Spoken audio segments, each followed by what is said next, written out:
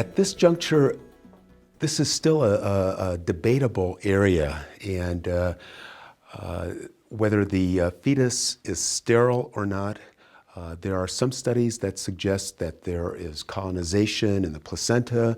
There are studies that suggest that there's colonization in the amniotic fluid, and also information that we have gathered from both our studies and several other studies that suggest that the meconium is not sterile. So the fetal gastrointestinal tract may not be completely sterile, but this is still somewhat controversial, and studies are being done to see if we can determine if there is a true sterile in utero environment or if there are live microbes that the fetus is exposed to.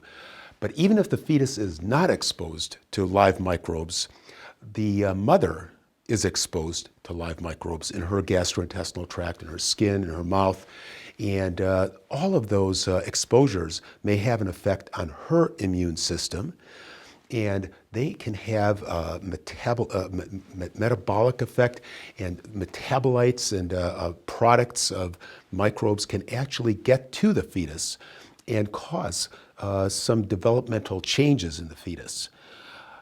Many of those phenomena, we think they are there, but they're not well understood yet. So a lot of work is being done in that area and still has to be done in the future.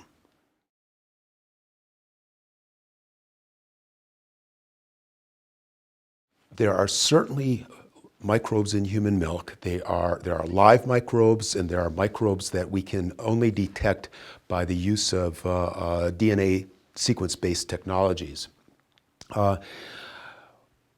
We don't know for sure yet what the role of these microbes are, and we can make theories, but then we have to test these theories after we generate the appropriate hypotheses. So one theory is that perhaps they are there for tolerization of the gastrointestinal tract and to downregulate the inflammatory responses in the gastrointestinal tract. Some of these microbes are bound to immunoglobulin A, and it's thought that this may be very important in terms of prevention of disease, such as necrotizing enterocolitis. But again, not totally proven. There's some studies in humans and studies in animals that suggest that, but I think we still have a ways to go. The other possibility is that these microbes may actually play a role in colonization of the gastrointestinal tract with a set of microbes that offer colonization resistance. So in other words, these end up being what we would consider to be good microbes, and if you have enough of these good microbes there, they will resist the entry of the not so good microbes. But again, that's speculation, and we still have a lot of work to do in that area.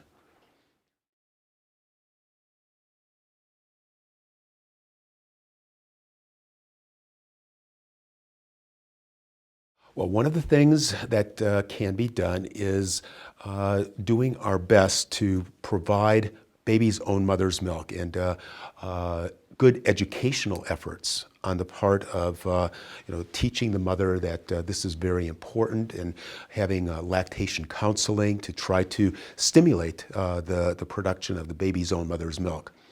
If that is not possible, then there are other human milk preparations available, such as banked donor milk, and studies we have done suggest that we can actually faunate some of the donor milk with the baby's own mother's milk, small quantities of the baby's own mother's milk, incubate it for a period of time, and then that will expand those microbes. But we have to be very careful with that, because we don't want to let it sit too long, because you could have overgrowth of microbes. So it's an area that still requires some in-depth work.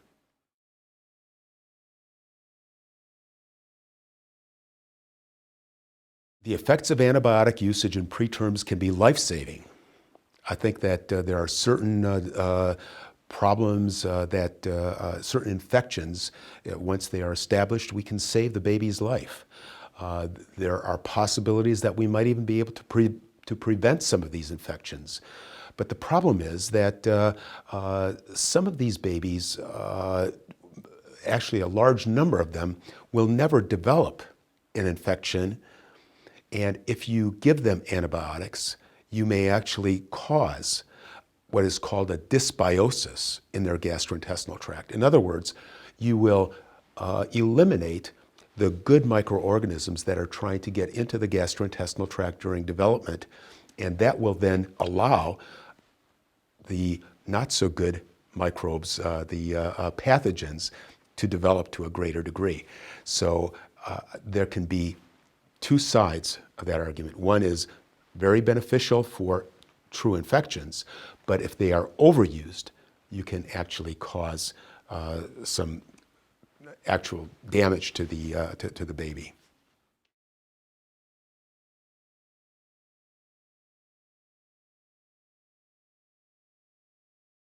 In the past, one of the practices that was very prevalent in premature babies was to only give them intravenous nutrition for long periods of time and not use the gastrointestinal tract.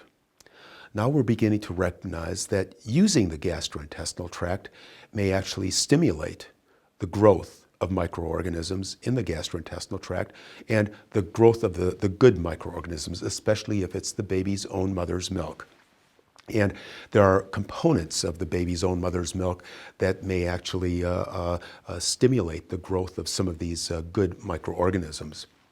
So early feeding, enteral feeding, actually may benefit the baby both nutritionally and from the perspective of the microbiome. From a nutritional perspective, what you have is you do not have gut atrophy that occurs if you do not feed the gastrointestinal tract.